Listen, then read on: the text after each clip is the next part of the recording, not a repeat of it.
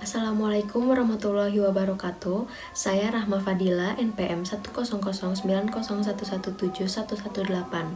Saya dari Fakultas Ekonomi dan Bisnis, Prodi Akuntansi Universitas Islam Bandung. Di sini saya akan mempresentasikan karya tulis ilmiah saya yang berjudul Pengaruh Penerapan Good Corporate Governance dan Penerapan Manajemen Risiko terhadap Kinerja Organisasi, Studi pada Lembaga Amil Zakat di Kota Bandung. Yang pertama ada fenomena Badan Amil Zakat atau Baznas diperingati oleh Anisha Syakur sebagai anggota Komisi 8 DPR RI untuk meningkatkan kinerjanya. Selanjutnya dalam survei pimpinan pengelolaan zakat pada bulan Agustus, aspek tata kelola masih menjadi permasalahan yang paling tinggi dengan jumlah kasus 101. Dan Irfan Syauqi Beik sebagai Direktur Puskas Baznas menyebutkan bahwa ada 4 jenis risiko yang teridentifikasi dalam dunia perzakatan, meliputi risiko reputasi, penyaluran, risiko operasional, dan risiko transfer antar negara.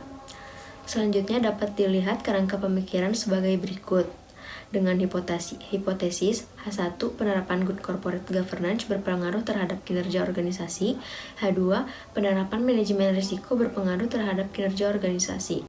Metode penelitian yang digunakan yaitu verifikatif dengan pendekatan kuantitatif, dengan objek penelitian penerapan corporate governance dan penerapan manajemen risiko dan kinerja organisasi. Sumber data yang digunakan yaitu data primer dengan kuesioner, populasinya yaitu Lembaga Amil Zakat di Jawa Barat, sampelnya yaitu Lembaga Amil Zakat di Kota Bandung dan sekitarnya.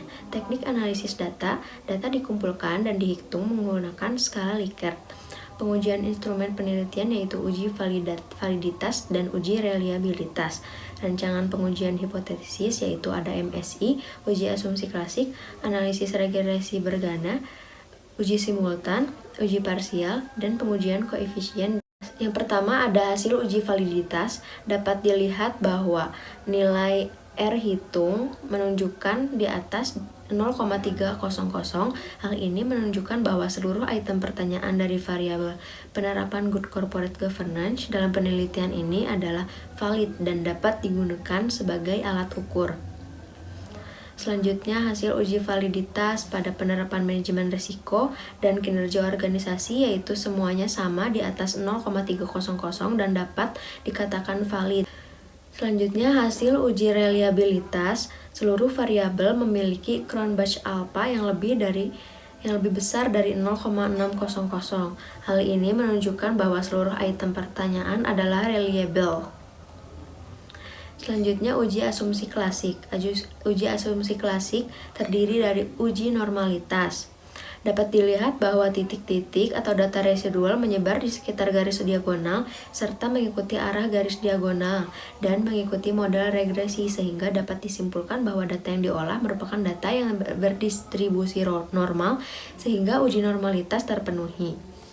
Selanjutnya uji multikolinearitas.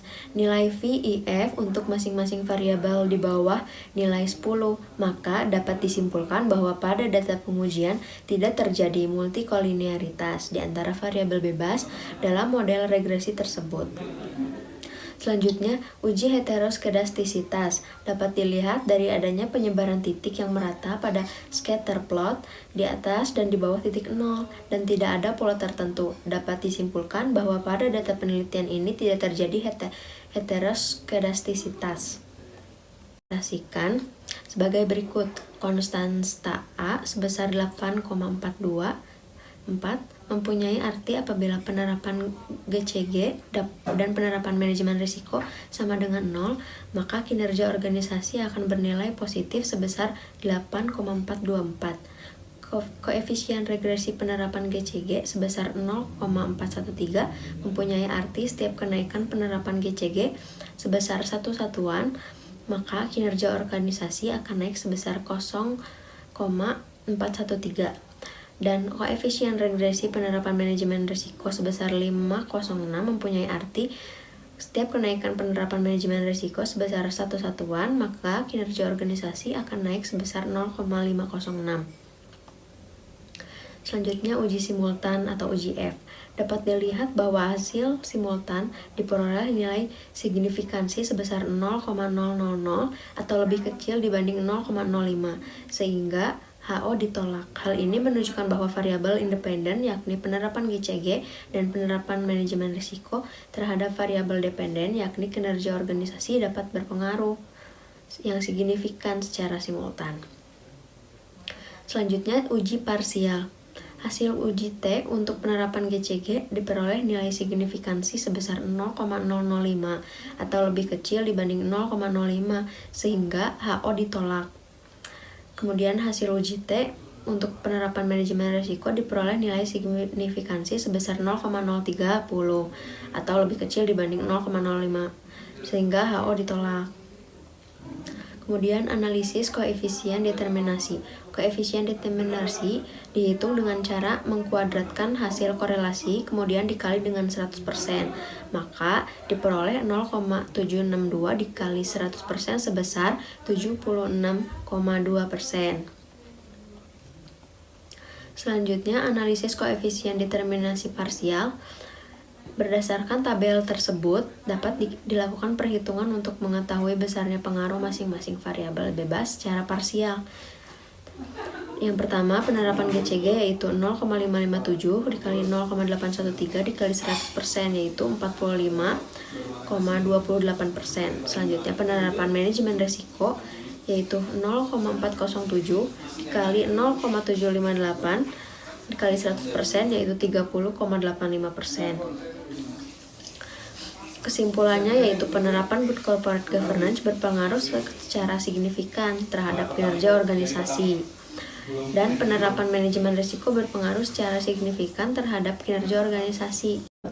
Sekian dari saya, maaf apabila terdapat kekurangan. Assalamualaikum warahmatullahi wabarakatuh.